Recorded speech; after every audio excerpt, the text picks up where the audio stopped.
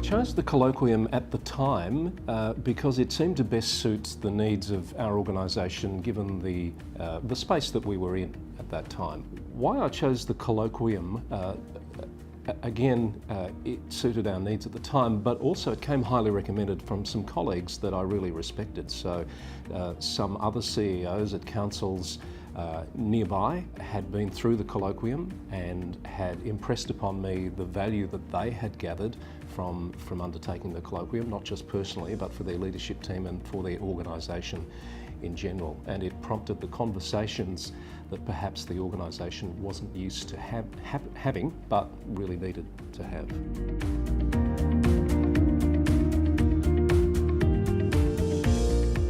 Having not experienced a program as detailed and as focused as the colloquium was, I guess I wasn't 100% certain what to expect. I expected a challenging program that made people think about the way they behaved, the way they, I guess, lived the values of the organisation, the way they saw what they did on a day-to-day basis, connecting with the organisation's overall achievements, but also the way they operated as a team. And I think the number one thing I wanted to see out of the colloquium, which we did achieve, was recognising that we were one big team, not a whole group of small teams working in silos. So it really opened up the lines of communication for our organisation. So that, I think, was probably my number one expectation, and it delivered. I was aiming to achieve through the colloquium a leadership team that communicated more effectively,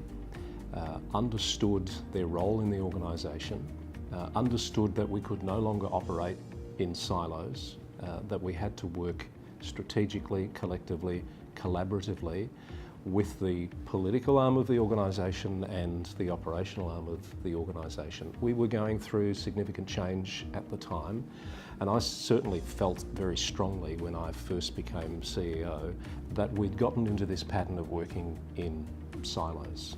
So I really expected and wanted the colloquium to deliver a tool for us that would really challenge the way we work together and the way we operate.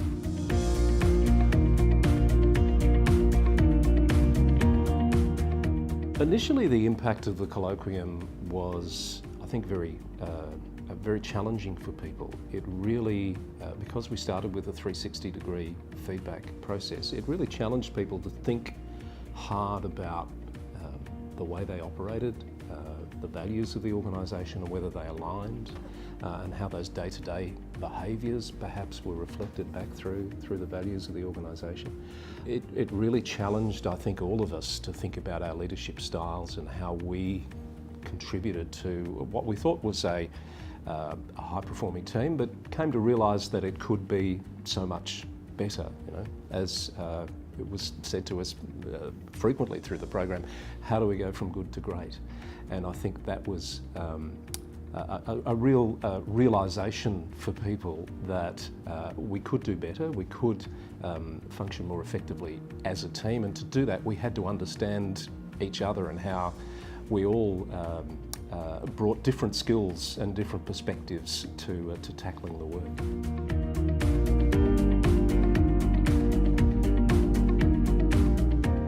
The most compelling outcomes for the leadership team since we went through the colloquium, I think, have been a willingness to have difficult and open conversations.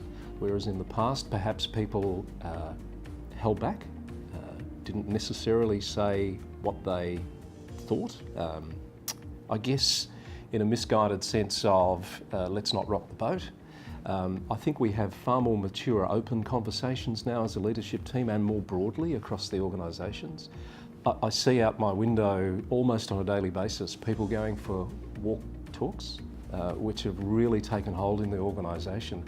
And I think, there's a couple of people who are having a really open, perhaps challenging conversation that they might not have had 12 months, 18 months, 2 years ago. I'm really proud of how so many members of our management and leadership team have formed these respectful professional relationships that perhaps weren't there in the past. I often tell people about the, I think, amazing fact that some of our managers had never sat down and had a conversation with each other about anything other than a nod, say hello in the corridor, which is quite extraordinary when you think about it. So the colloquium, I think, brought everyone together and made everyone realise we are actually all in the same boat.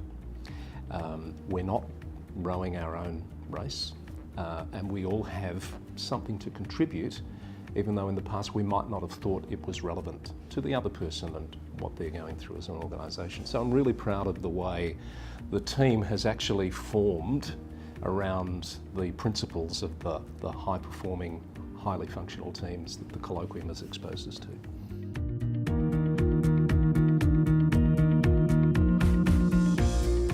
The colloquium has allowed us to have the conversations we need to have in the right way to challenge the way that we perform as a team and recognise that we can always improve.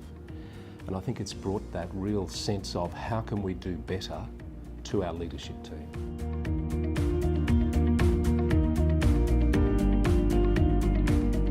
I think I'd be telling them first they need to have a really good understanding of where they're at this point in time as a leadership team. Understand what the colloquium is and understand that it will be challenging and it will expose them and their leadership team to some concepts, to some ideas perhaps that they may or may not be ready to confront at this point in time. I think it's adaptable to any organisation, but the organisation needs to be in a place where it can accept what the colloquium is going to challenge it to think about and to do.